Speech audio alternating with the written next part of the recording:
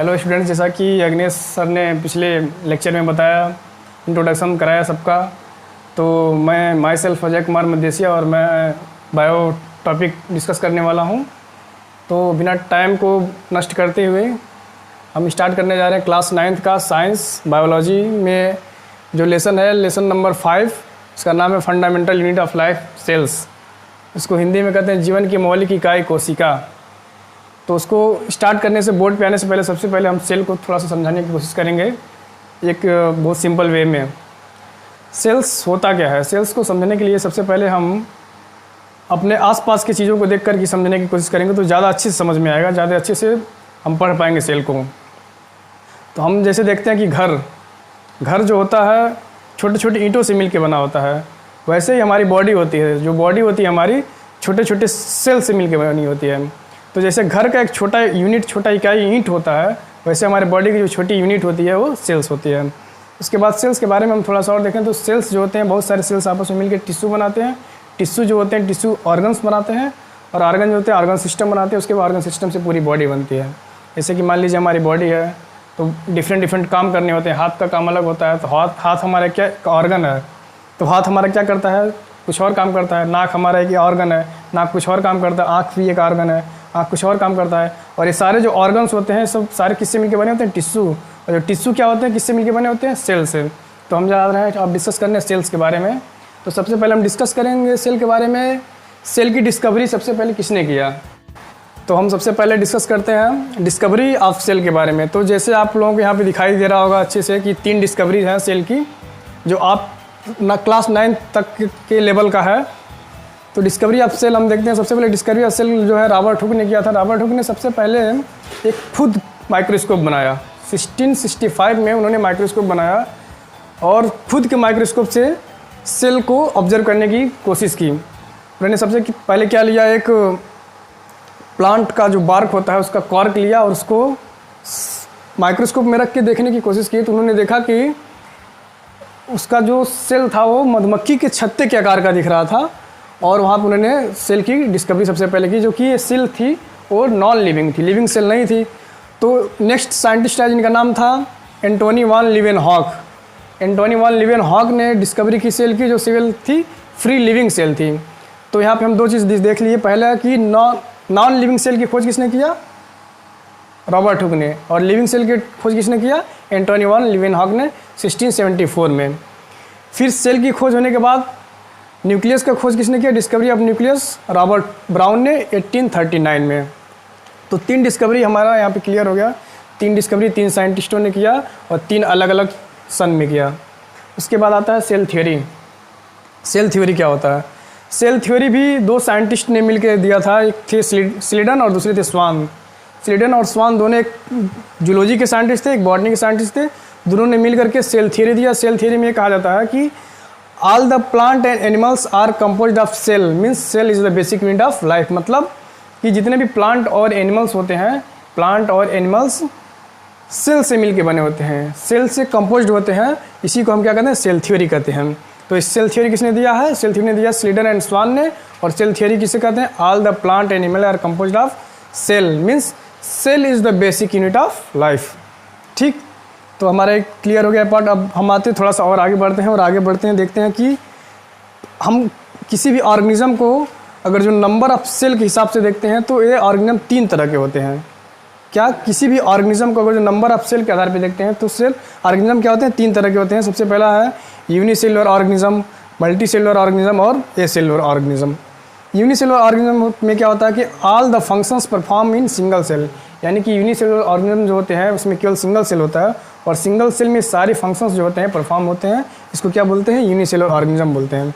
इसका एग्जांपल देख लेते हैं, क्लेमाइडोमोनास होता है, पैरामीशियम होता है, बैक्टीरिया होता है, और भी बहुत सारे एग्जांपल होते हैं, लेकिन हम यहाँ पे 3 ही देख रहे हैं। ठीक, आगे बढ़ते हैं। आगे आता है multi cellular organism. Multi cellular organism में क्या होता है कि जितने भी फंक्शन होते हैं केवल एक सेल में ना होकर के बहुत सारे सेल में होते हैं।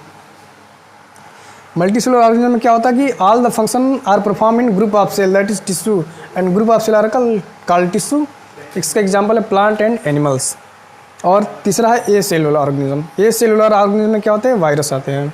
ठीक, उसके बाद हमने स्टार्टिंग में बता दिया था कि सेल्स बहुत सारे सेल्स मिलकर टिश्यू बनाते हैं, बहुत सारे टिश्यू मिलकर ऑर्गन्स बनाते हैं, ऑर्गन्स के बाद ऑर्गन सिस्टम बनता है और ऑर्गन सिस्टम के बाद पूरी बॉडी बनती है। नेक्स्ट टॉपिक है different kind of cells, basis of their shape. Cells जो होते हैं उनको क्लासीफाई किया जाएगा जो तो कई तरह से कर सकते हैं, उनके शेप के आधार पे, साइज़ के आधार पे, नंबर के आधार पे। तो हम हमारे टॉपिक में जो है हम उसको डिस्कस करने जा रहे हैं कि हम सेल को क्लासीफाई कर रहे हैं किसके आधार पे, शेप के आधार पे। शेप के आधार पर हम सेल देखेंगे तो हमारे पास 4-5 यहाँ पे एग्जाम्पल लिखा हुआ है, उसका फिगर भी बना हुआ है, यहाँ तक कि आपको दिखाई दे रहा होगा अच्छे से। तो हम एक एक करके डिस्कस करते हैं। सबसे पहला है स्मूथ सेल्स। स्मूथ सेल्स जो होता है मसल्स में पाया जाता है, मसल सेल्स जो होते हैं उसमें स्मूथ सेल्स होते हैं। इसका काम होता है जो कंट्रैक्शन मसल्स में काम करता है, पहला स्मूथ सेल्स है। सेकंड नंबर पे आता है अपना ब्लड सेल्स। ब्लड सेल्स के बारे में सब लोग जानते हैं, यहाँ थोड़ा सा हम क्लियर कर देना चाहते हैं। ब्लड सेल्स होता है आरबीसी और डब्ल्यूबीसी। आरबीसी मतलब होता है red blood cells, white blood cells. इस सेल्स को कार्प सेल्स भी बोलते हैं।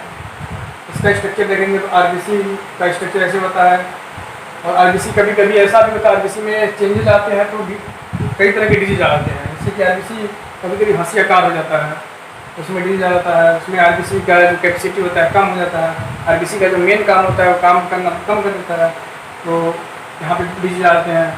थर्ड नंबर पे आता है ओवम। ओवम जो होता है फीमेल्स का जो रिप्रोडक्टिव पार्ट होता है ओवम होता है। इससे क्या होता है कि ये मेनली होता है यंग एप्लाइड होता है, एप्लाइड सेल होता है। एप्लाइड सेल का मतलब कि क्रोमोसोम्स के नंबर जो इसमें हाफ होते हैं। सेकंड नंबर पे आता है स्पर्म।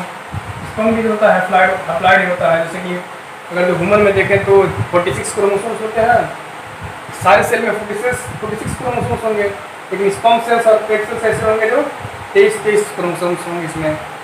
तो स्पर्म हो गया, एग हो गया।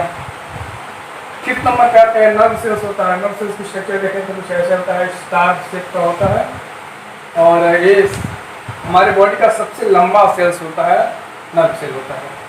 ठीक, तो हमने देख लिया कि शेप के आधार पर डिफरेंट टाइप के सेल्स और बहुत सारे सेल्स होते हैं, लेकिन हमारे टॉपिक में हमारे लेसन में इतना ही दिया है, इसलिए हम इतना डिस्कस कर रहे हैं, वीडियो बहुत ज़्यादा लंबा हो जाएगा इसलिए। ठीक है, आगे बढ़ते हैं। आगे हम देखते हैं स्ट्रक्चरल ऑर्गेनाइजेशन ऑफ सेल्स। इसका मतलब होता है कि सेल का जो ऑर्गेनाइजेशन होता है, स्ट्रक्चर जो होता है उसका किस किस चीज़ से मिल के बना होता है, सेल के अंदर और सेल के पास और क्या क्या चीज़ होते हैं, तो उसको हम देखेंगे स्ट्रक्चरल ऑर्गेनाइजेशन ऑफ सेल्स। इसको देखने से पहले 2-3 पॉइंट है यहाँ पे हम इसको डिस्कस कर रहे हैं। सबसे पहले इसको करें कि we have capacity to perform functions. जितने भी सेल होते हैं उनकी कैपेसिटी होती है कोई ना कोई फंक्शंस परफॉर्म करने का, और वो जो फंक्शन परफॉर्म करते हैं वही फंक्शन किसका होता है, लिविंग फॉर्म का होता है। कहने का मतलब ये है कि जो सेल्स होता है तो बहुत सारे सेल्स मिल करके टिश्यू बनाते हैं और बहुत सारे टिश्यू मिलकर ऑर्गन्स बनाते हैं और ऑर्गन भी सारे काम करते हैं। तो जो काम सेल्स करता है वही काम ऑर्गन करता है, तो जो काम सेल का होगा वही काम लिविंग फॉर्म का होगा। ठीक, सेकेंड नंबर पे each cell have certain compartment called cell organelles. मतलब जो भी सेल्स होते हैं सारे सेल्स के पास एक कंपार्टमेंट होता है, बहुत सारे कंपार्टमेंट होते हैं, इसको ऑर्गेनल्स कहते हैं। जैसे कि कोई सेल्स है तो सेल्स के पास बहुत सारे ऑर्गेनल्स हैं। एग्जाम्पल की तरफ हम देख लें तो राइबोसोम्स हो गया, लाइसोसोम्स हो गया, एंडोप्लाज्मिक रेटिकुलम हो गया, माइटोकॉन्ड्रिया हो गया, तो सेल के ऑर्गेनल्स होते हैं। और ये सेल के ऑर्गेनल्स होते हैं अपना अलग अलग काम करते हैं। जैसे कि माइटोकॉन्ड्रिया है उसको power house of the cell कहते हैं, तो वो क्या करता है एटीपी बनाने का काम करता है। राइबोसोम का काम प्रोटीन बनाने का काम होता है। तो इसीलिए यहाँ पे लिखा हुआ कि सारे सेल के पास कंपार्टमेंट होते हैं, उसको क्या कहते हैं, ऑर्गेनल्स कहते हैं, और इस ऑर्गेनल्स का अपना अलग अलग स्पेसिफिक काम होता है। ठीक, कुछ सेल्स होते हैं मेकिंग न्यू मटेरियल्स, कुछ न्यू मटेरियल बनाते हैं, कुछ ऐसे सेल्स होते हैं जो क्लीनिंग अप वेस्ट मटेरियल, मतलब वेस्ट मटेरियल को क्लीन करते हैं, बाहर भेजने का काम करते हैं, अगर TC ठीक। इसके बाद हम ऑर्गेनाइजेशन ऑफ सेल्स, जो हमारा मेन टॉपिक उस पर आते हैं। तो ऑर्गेनाइजेशन ऑफ सेल्स होते हैं, उसमें 4 फीचर्स होते हैं और 6 to 8 सेल ऑर्गेनल्स होते हैं। यानी कि कोई एक सेल होता है इसमें 4 फीचर्स होते हैं और 6 से लेकर के 8 तक सेल ऑर्गेनल्स होते हैं। यानी यूकैरियोटिक सेल में, हम यूकैरियोटिक और प्रोकैरियोटिक सेल के बारे में हम अगले लेक्चर में पढ़ेंगे। तो इसमें बता दें 4 फीचर्स होते हैं और 6 to 8 सेल ऑर्गेनल्स होते हैं। 4 फीचर्स में क्या होता है, सबसे पहला होता है सेल वॉल होता है। सेल वॉल का आउटर कवरिंग होता है सेल का, और ये रिजिड होता है और सेल को प्रोटेक्ट करने का काम करता है। दूसरा होता है प्लाज्मा मेम्ब्रेन या सेल मेम्ब्रेन। इसका काम ये क्या होता है, सेल वॉल के जस्ट नीचे पाया जाता है प्लाज्मा मेम्ब्रेन, और ये आउटर इन्वायरमेंट को इनर इन्वायरमेंट से डिफ्रेंशिएट करता है। ये थर्ड नंबर पर न्यूक्लियस आता है और चौथे नंबर पर साइटोप्लाज्म होता है। हम अगले लेक्चर में इन सब के बारे में डिटेल में पढ़ेंगे। थोड़ा थोड़ा सा हमने यहाँ पर बता दिए 4 फीचर्स होते हैं, cell wall, plasma membrane, nucleus and cytoplasm. और 6 से लेकर के 8 सेल ऑर्गेनेल्स होते हैं। इसमें सबसे पहला सेल ऑर्गेनेल्स होता है एंडोप्लाज्मिक रेटिकुलम। एंडोप्लाज्मिक रेटिकुलम का काम क्या होता है? क्लीनिंग अपने काम करता है, क्लीन करने का काम करता है, वेस्ट मटेरियल को सेल के अंदर से बाहर ले जाने का काम करता है। सेकंड नंबर पर आता है गोल्गी apparatus, फिर आता है लाइसोसोम, फिर माइटोकॉन्ड्रिया, फिर प्लास्टिड और वैक्यूल्स। इन सबके अलग अलग काम होते हैं। तो जैसे हमने बताया कि जो प्लाज्मा मेम्ब्रेन होता है सिलेक्टिवली परमेबल होता है, सिलेक्टिव चीज़ों को बाहर निकालता है या फिर अंदर आने देता है। तो उसमें सिलेक्टिव चीज़ों में कुछ गैसेस भी आते हैं। गैस में हम देखेंगे सबसे पहले CO2 और O2 का एंट्री और एग्जिट कैसे होता है डिफ्यूजन के थ्रू प्लाज्मा मेम्ब्रेन से। तो प्लाज्मा मेम्ब्रेन सिलेक्टिव परमेबल होता है। CO2 और O2 को कैसे अंदर आने देता है और कैसे बाहर आने देता है, इसको हम देखेंगे। तो सबसे पहले हम CO2 का देखेंगे, फिर O2 का देखेंगे। हम CO2 का देख रहे हैं। CO2 में होता क्या? CO2 जो होता है कि हमारा एक सेलुलर वेस्ट होता है। कहने का मतलब है कि जब रिस्पायरेशन होता है, रिस्पायरेशन के बाद जो कार्बन डाइऑक्साइड होता है, उस कार्बन डाइऑक्साइड को क्या होता है? अपने सेल से या अपने शरीर से बाहर निकालना होता है। तो हम अपने सेल से या अपने शरीर से कैसे बाहर निकाल रहे हैं, सेल से कैसे बाहर निकलता है CO2, उसके बारे में देख रहे हैं कि वे सेलुलर वेस्ट होता है। तो जब बहुत सारा रिस्पायरेशन होता है, बहुत ज़्यादा CO2 बढ़ता है हमारे शरीर में, accumulation of inside the cell, CO2 का एक्यूमुलेशन बहुत ज़्यादा होता है सेल के अंदर।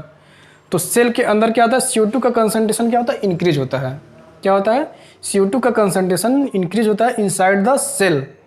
जब CO2 का concentration inside the cell increase होता है तो CO2 का concentration outside the cell decrease होता है। जब सेल के अंदर CO2 का कंसंट्रेशन ज़्यादा होगा तो बाहर सेल कंसंट्रेशन क्या होगा? CO2 का कम होगा। तो जब CO2 का कंसंट्रेशन बाहर कम हो जाएगा और अंदर ज़्यादा हो जाएगा तो इसमें क्या आ जाएगा? कंसंट्रेशन डिफरेंस आ जाएगा।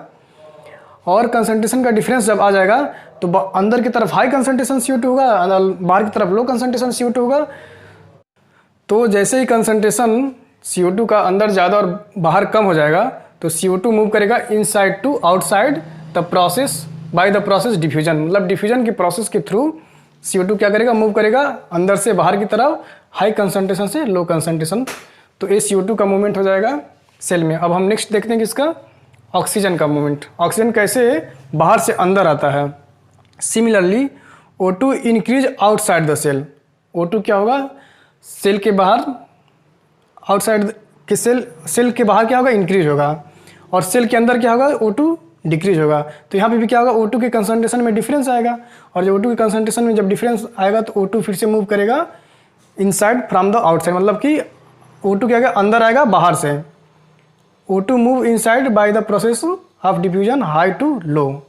ठीक, ये हो गया हमारा CO2 और O2 का मूवमेंट थ्रू द डिफ्यूजन। ठीक, ये हमारा डिफ्यूजन खत्म हो गया। अब हम देखते हैं नेक्स्ट अपना आता है एक छोटा सा टॉपिक आता है ऑस्मोसिस। ऑस्मोसिस क्या होता है? जैसे कि डिफ्यूजन में मूवमेंट हो रहा था, किसी भी सब्सटेंस का, किसी भी सॉलिड का मूवमेंट हो रहा था उसके हाई कंसंट्रेशन से लोअर कंसंट्रेशन की तरफ। लेकिन ऑस्मोसिस में क्या होता है? किसी सॉलिड का नहीं बल्कि सॉल्वेंट का मूवमेंट होता है। मतलब कि वाटर का मूवमेंट होता है उसके हाई कंसंट्रेशन से लो कंसंट्रेशन की तरफ। जैसे कि मूवमेंट ऑफ वाटर या solvent from their high concentration to their lower concentration is called osmosis. What is osmosis? Osmosis मतलब movement of water from their high concentration to their lower concentration is called osmosis. अब plasma membrane जैसे किसी gas को allow कर रहा था, selective permeable था, किसी गैस को अलाउ कर रहा था, वैसे ही प्लाज्मा मेम्ब्रेन किसको अलाउ करता है? वाटर को भी अलाउ करता है मूवमेंट के लिए inside and outside of the cell by the process of osmosis. तो जब वाटर को अलाउ करता है मूवमेंट के लिए तो इसको हम क्या कहते हैं? ऑस्मोसिस कहते हैं।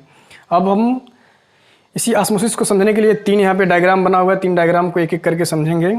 अगर हम किसी सेल को लेते हैं और सेल को अगर जो अलग अलग सॉल्यूशन में, अलग अलग कंसंट्रेशन वाले सॉल्यूशन में डालते हैं तो सेल के ऊपर क्या इफेक्ट पड़ता है वही हम देखेंगे यहाँ पे।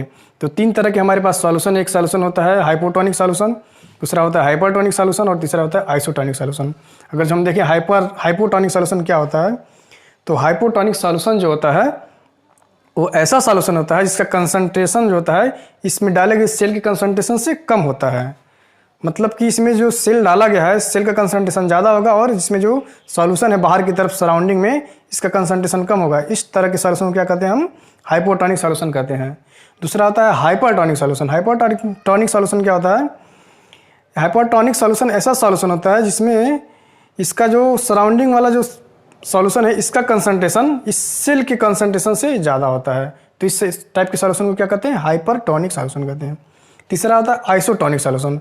आइसोटोनिक सॉल्यूशन में क्या होता है?